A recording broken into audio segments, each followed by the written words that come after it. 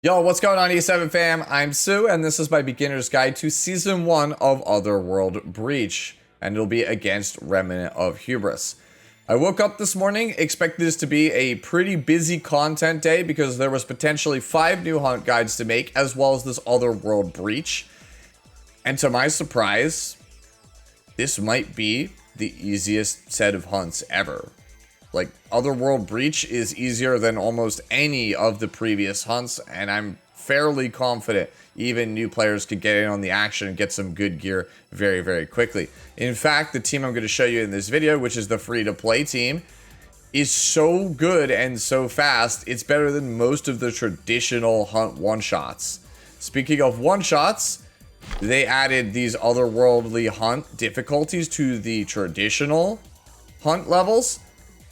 And they're basically the same as the old hell difficulty hunts, but it's just the boss wave.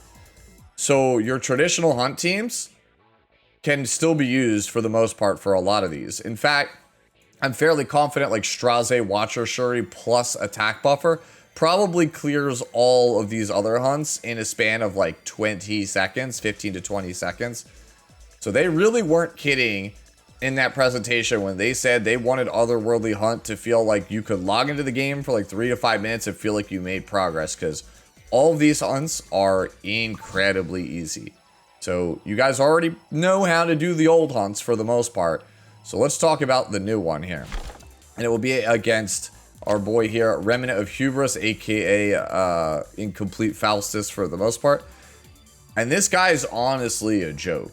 Like, he's very, very easy.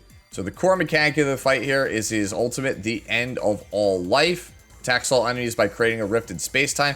Penetrates the target's defense by 30%. When the number of enemies that are granted Hubris is equal to or greater than the observed level, activates the price of Hubris instead of the End of All Life.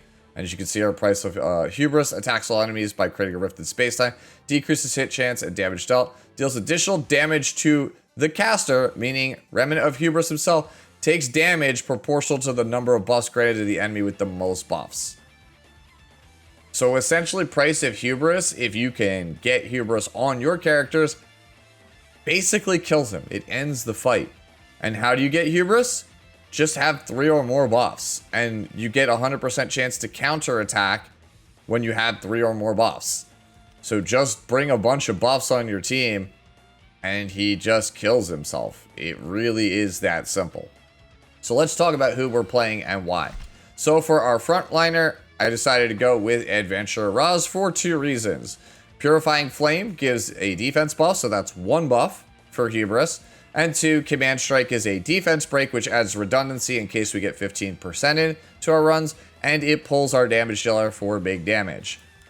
As for how he's built, you can play him on Arius if you want, in case you use him in PvP and you don't feel like changing setups. Otherwise, Daydream Joker is going to be just fine here. As for the right side pieces, health percentage on the necklace, health percentage on the ring boosts our speed, effectiveness at 55% or better for this fight. After that, we come to Brieg. Brieg is essentially our primary defense breaker due to his S3 here, Limitless Sword Arts, aka Unlimited Blade Works. So essentially, you're going to be using him to get the 2-turn defense break. As long as the Remnant is actually defense broken, he takes an astronomical amount of damage, and you'll just completely steamroll the entire fight. Other reason we're playing Brieg is because of Spirit Lord's protection, giving a barrier, so that's 2 buffs for the purposes of Hubris, in case things go wrong, because Hubris can fall off, right? Once you counterattack or your buffs run out, you will lose Hubris, so just having more variety of buffs will keep it up, will kind of speed up the fight a little bit faster. As for how we have him built, Daydream Joker here is going to be the artifact, and honestly, at that point, just any amount of damage that you want to play the character. You could play like Destruction set, Rage set. I just have counter set on him already, and it was fine, so I decided not really to change it. Critical hit damage here on the necklace for the right side, ring is health percentage, and then boots are going to be speed. For effectiveness, you don't need any on him at all because Limitless Sword Arts comes with a built-in 50% effectiveness, and he has a base of 18%, meaning he cannot have lower than 68% for his defense break, and you only need 55 for the fight. Next up is going to be Vivian, and you want Vivian in the back slot because her imprint, if you have it, is attack percentage for the top and the bottom. So that is really important to keep in mind. And that is because Vivian is going to need to have a decent gap in terms of attack power from herself as well as Commander Lorena, who is the next person. The main reason that we're playing Vivian is mana amplification because it gives immunity, which is a 3rd buff for Hubris, and attack buff, which is a 4th buff for Hubris. So you're basically overstacking, so there's no way you won't have Hubris throughout most of the fight. The thing is, mana amplification gives greater attack buff to Vivian, and you don't want Vivian to have such a high attack score that Roz pulls her for command strike, because that'll kind of slow things down. Like, if you don't really care about clear speed, then just play whatever on Vivian. If you pull Vivian, cool, your run's like 30 seconds slower, but you can only really do 3 a day, and it's only like a minute versus like 30 or 40 seconds, so it's not the end of the world. But if you want to have it as fast as possible, you want to have the gap between Vivian and Lorena's attack be pretty substantial, like 700 to 800, so that way the greater attack buff from mana amplification doesn't overtake your Lorena and cause you to pull her instead of, or Roz to pull Vivian instead of Lorena. As for how we have her built, Daydream Joker or any damage artifact is going to be fine here. Critical hit damage on the necklace, attack percentage on the ring, and then boots are going to end up being speed. Just your standard Vivian, 10k health, 200 speed, 280 crit damage, 3000 attack or better. And then for the exclusive equipment, in case you're wondering, combat readiness on mana amplification. And then, of course, my girl, the character we meme on. And yes, there actually are replacements for Commander Lorena. Just play whatever your strongest single target DPS is here. But Lorena pretty much is the best single target PvE character, so I don't see a reason why you wouldn't play her.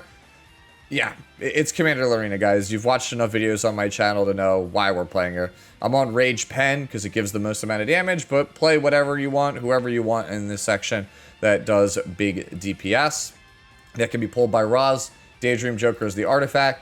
Critical hit damage is the necklace. Ring is attack percentage, and then boots are attack percentage. Yeah, not too much else to say here. Let's just jump into it so that way you can see an actual run. And again, it's pretty easy. Unleash my power. No destiny can stop me. The time has come. With each meaningless outburst,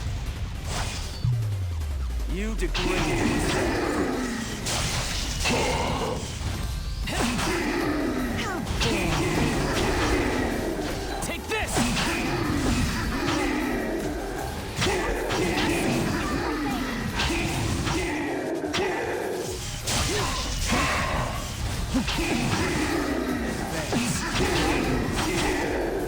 I have no mercy to spare. For your reckless end of all life.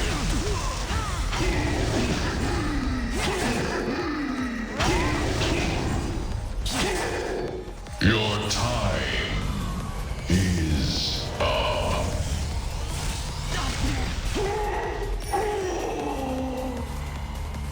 Hey, let's see what we got.